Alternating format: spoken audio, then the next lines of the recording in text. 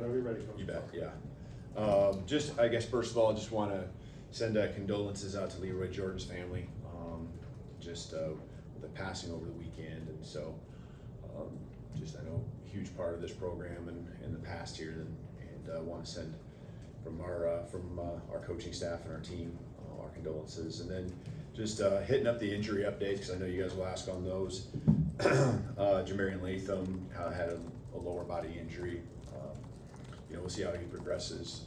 It'll be day to day throughout this week. And then Isaiah Horton, really proud of the way he fought through a lower body injury that he had, but just kept fighting through Saturday. Was certainly limited, still feeling that a little bit, but he just continued to compete. And he's someone that, it doesn't surprise me that that's what we saw, but we expect him to be full go by the end of the week. We'll build up, as he can tolerate here early on. But Ryan, we'll go through the concussion protocol throughout the week. He'll have the day-to-day situation. Jade Roberts, I think everyone probably saw last week. He was fully cleared. He's been out there on the practice field for some time now, but just for everyone to feel good and taking full go reps. He traveled. He could have gone in the game if we needed to. But didn't have him play out there. Tim Keenan will be week to week, just kind of moving forward, but he'll still be out this week. And then Jan Miller still week to week, coming along real nicely with his progression. So optimistic there here in the short future. Thanks, Coach. Let's start with Chase on the far left. Most, if not all, coaching staffs, when they grade individual players, that they track most or instances of lack of effort. Did you see much of that when you looked at film on the defensive side of the ball? Yeah, there was, we were certainly disappointed in some effort situations that happened. I think they came in different ways, and some of it's just flat out gotta pursue, gotta get there, and it surprises you sometimes when it happens, especially with certain guys, because of the effort that they put in and day out. And I think there were some other things that come across as, hesitancy, is the way I kind of put it. And I think after the game, probably would follow that up and say that there was a couple times where we just got to be quicker to get to a spot and do our job. It might be setting an edge and just, again, hesitant with the communication, kind of confirming, or just, we believe and have that confidence in what we're doing. There really wasn't much. It was really, I think I spoke maybe that there was a couple looks that we hadn't really practiced. I don't really feel like that was really bad at all. After watching the film, I thought we did a good job preparing. I thought the guys had a great week. Now you just gotta, translate the numbers that you see on the football field that were in different jerseys, and believe that scheme, those X's and O's that you saw in your week of preparation, is who it is in a Florida State uniform. And I think you saw it as the second half went along. They started really kind of getting into it, but it was too late. It just put us behind the 8 ball. Now you got to be perfect in everything you do, and put us in a spot where we had to play catch up. And on the road, that's certainly hard to do. And those guys were feeling it. They're with Florida State. There's a chance for them. And again, together as a team, we got to find a way to overcome one side of the ball. When you need that drive for a touchdown, getting it done defensively. When you can get that big stop, getting it taken care of right there. We inched our way back in the game. That's what you got to do when you have a 17-point deficit. Again, we shouldn't get to that spot, but inching our way. Something that we did better than I felt in the offseason. We've talked about the Oklahoma game last year and how you got to try to get 7 points and make it close and put some pressure on them. And we were right there, 24-17. Really, we should have the ball 3rd and 11, on defense with 9 minutes to go. And, just how far we had come in that probably previous 10 to 15 minutes of the game. I'd have felt like, man, this thing's going to happen, and that there's a real belief and confidence that I think was building on the sideline. So you got to finish, you got to get the stops. It comes back to just that effort, but it has to happen from the very first play. Go to the far right side of Charlie. Kind of sticking with that, when you say you're surprised by some of the lack of effort or intensity from players you're not expecting that from, what do you do to kind of combat that moving forward? Yeah, I mean, these guys, they're great kids. They got high character. They believe, they want it bad. And so, it's just, showing them, and, you know, a lot of times they already know.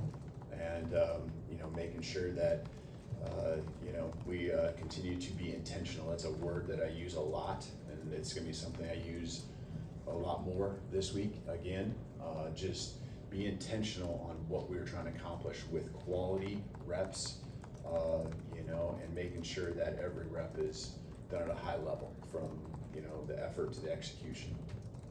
Staying on the right side, we'll go to Nick. Yeah, before he got hurt, Ryan Williams working inside more a little bit. How would you assess what he did, where he could continue to improve once he gets back? Yeah, I think we'll continue to, you know, work and figure that out. You know, there's just been so many bright moments with him inside. He never really got going, you know, in the game before getting hurt, and so you know, we'll continue to have to make sure we're moving him around. And you know, last year he had a great season, you know, and a good foundation as far as us understanding what he can do on the outside. We really felt like what we'd seen, especially in the fall, limited practices in the spring, but in the fall, really liked how he could get matchups in our favor and really pose some problems. You know, you can get him from one side of the field to the other, you can get him deep, you can get him, you know, out in the flat quick, and so there's a lot of different directions he can go, you know, get the ball even in the run game a little bit, you know. So we'll keep assessing that, you know, as we go through here. And, you know, this week will be a little trickier again with him getting limited opportunities, but that's gonna allow someone else to step up and, you know, just kind of continue to figure out the dynamics of how we feel best with our receiving core and the people that should be out there in those spots. Let's go to Mike on the back left. You mentioned the great week before the game. Just how much do you self-scout the preparation before games, and are there times as a coach where maybe you notice during the week that things might not be going the way that you want them to? You say, what do you mean great week? A great week, you said a great week of preparation. For this week, you're saying, or are you Sorry, referring to last week? Going up to Florida State before that game. I said that? You said that, yeah, before. Oh, just Coming oh, up. Yeah. okay, all right. Yeah, I mean, I think our guys did. I mean, defensively, I felt like that we were pretty honed in. Gone back and actually looked at the practice film on some of the reps that we took that were pretty much identical to what we saw, and just trying to figure out, you know, why were we one step or one, you know, why was our communication just a little bit slower? So it's just, you know, again, these guys have already shown me yesterday how bad they want it and how they're gonna respond. And so, you know, I really feel like the tone in the locker room after the game, at least from my standpoint, and how I can address the team is completely different than it was a year ago. And so, you know, we don't need to speak in those terms, but it feels different. There's more of a, like, just flat out upset. You know, I can use a lot of different words to explain it, but this, you know, really upset about how it went. You know, these aren't learning moments anymore. You know, this is us and our program, and, you know, again, we understand the situation we put ourselves in and that we're in, but it is a long season, and, you know, let's take care of business this week, and then that's going to set up the next week, and then we'll worry about that. That's been our philosophy all along, but we really got to live it now. Let's go to Colin, front left. Hey, Kalen, you talked a little bit about Ty's performance post-game, but I'm curious, he said, he called every drive after the first one, he said the offense played complacent, and I'm curious to see a guy after his first start make those kind of comments. What does that say about who Ty is and how he kind of runs this offense? Mm-hmm. Yeah, I didn't hear those comments. I guess just, you know, I guess the only thing I can look into is that human nature is that when it goes well on your first drive and you end up in the end zone, you know, that there's something internal, right? It's just human nature. But I also know that we challenged the guys that it was a lot of work to get the ball down the field. It took 9 minutes, and that you know, as great as that was, and man, that's awesome. Like to take that much time off the clock, keep their offense off the football field, that's what you want to do. That you had to put play after play after play. I believe it was 16 of them together. And so I guess to me, you know, we went out there and executed a lot of drives. We just have to do a better job of sustaining it. And if there's a complacency, I guess maybe not taking for granted that, you know, you get down into their territory, that it's automatically going to happen. You got to make it happen. You got to do it, you know, and we got to do it. And so I guess if I'm really reading into what he's saying, it's that you got to finish. You got to do it. No one else is going to go out there and magically put it in the end zone for you. Go to front right to Kennington. 8 penalties on Saturday. That was something that also hurt the team a year ago. What has been the strategy to eliminate those penalties? And now that you're into the season, what's the thought process of how to correct that trend? Yeah, I mean, there's a lot of consequences that go along, especially the foolish penalties. You know, the ones that you know happened after the whistle and things like that. So that will continue to be the case. You know, there's just got to be better judgment when we get in those spots, and you know that the quarterback's gonna be protected, and you can't live in the gray area. And all off season, that was a point of emphasis. And you know, we can't afford to have every guy have his one-off time to where it's like, okay, that was his mistake. You know, oh, next game it's a different guy. You know, we got to learn and understand. We talked about everything from, you know, what we see in other games that happened around college football, the NFL, whether it was out of season, even here after the week 0 games. And so it's certainly addressed, and now the guys just got to do it. And when they don't do it and make those mistakes, then there's consequences that we've had and we've already dealt with here, you know, going into this week. Emily Graves, front left.